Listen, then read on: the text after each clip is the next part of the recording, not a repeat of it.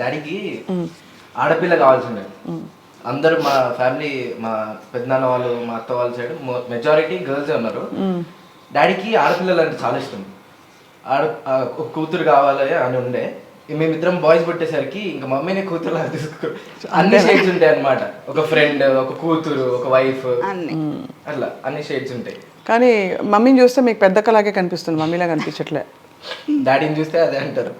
Daddy కూడా పెద్దనైలా ఉండేవారు అనమాట, ఒక అన్నలాగా. ఇంకా తమ్ముడు అంటారు కొంతమంది. తమ్ముడు, అది చాలా. ఎలా ఉండేవారు డాడీ ప్రభాకర్? అదే ఇప్పుడు చెప్తాను కదా. నో మీతోటి అబ్బా కొడుకులతోటి ఎలా ఉండేవారు? ఎలా ఉండేవారు? ఒక తమ్ముడు మాకు, మా తమ్ముడే.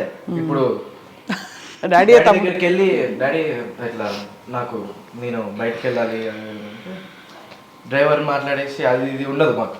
నువ్వు ఎక్కడికి వెళ్దాం అనుకుంటున్నావు, నువ్వు ఎవరితో మాట్లాడదాం అనుకుంటున్నావు, నువ్వు మాట్లాడేసుకుని వెళ్ళిపో, నన్ను ఎందుకు అడుగుతున్నావు? నీకు ఆ ఫ్రీడమ్ ఉంది. ఒక లిమిట్ ఉంటుంది కొన్ని ప్లేసెస్లో, ఆ లిమిట్ ఉంటుంది. మాకు ఆ ఫ్రీడమ్